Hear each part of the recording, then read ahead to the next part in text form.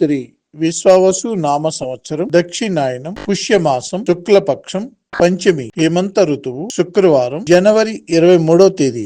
అఖిలాండ కోటి బ్రహ్మాండ నాయకుడైన స్వర్ణగిరి శ్రీ వెంకటేశ్వర స్వామి వారికి ప్రాతకాలంలో అర్చక స్వాములు సుప్రభాత సేవను విశేషంగా నిర్వహించడం జరిగింది.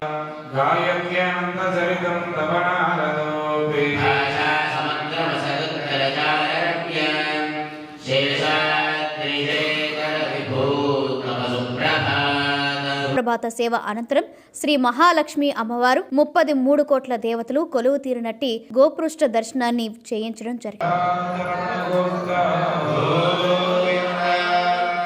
ఈ రోజు 5:45 శ్రీ వెంకటేశ్వర స్వామి వారికి నిత్యారాధన నిమిత్తం అర్చక స్వాములు వేద మంత్రోచ్చరణలతో సువర్ణ బిందె తీర్థమును బంగారు బావి నుండి తీసుకువచ్చారు.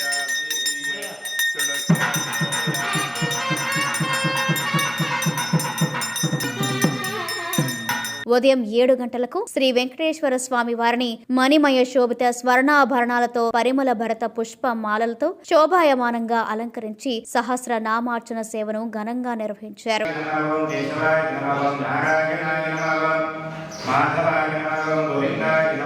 స్వర్ణగిరి శ్రీ వెంకటేశ్వర స్వామి దివ్య క్షేత్రంలో లోక కళ్యాణం కోసం అర్చక స్వాములు శ్రీ సుదర్శన నారసింహ హవనంను నిర్వహించారు.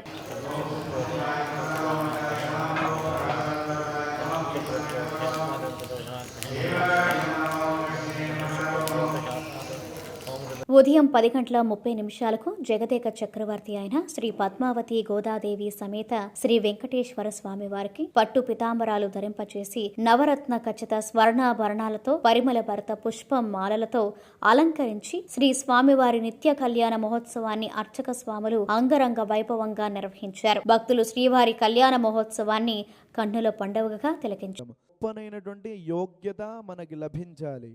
చక్కగా యజ్ఞోపవితాన్ని దర్శనం వేదం పరమం పవిత్రం ప్రజాపతేర్యత్ సహజం పురస్తాద్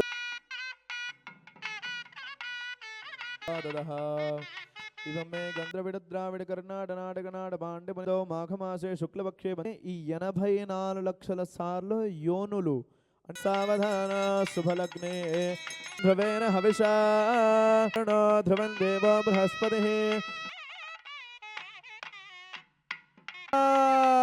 గోవింద సముద్రతనయే మాదర్ణ ముహూర్త శుభ ముహూర్త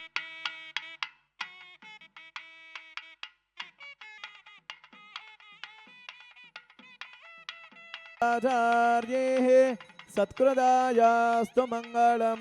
లక్ష్మీరమణ గోవింద. ప్రతిరోజు స్వర్ణగిరి దివ్యక్షేత్రంలో అఖిలాండ కోటి బ్రహ్మాండ నాయకుడి అన్నప్రసాద వితరణలో భాగంగా ఈ రోజు సుమారు 3000 మందికి పైగా భక్తుల నిత్యాన్న ప్రసాదాన్ని స్వీకరించారు.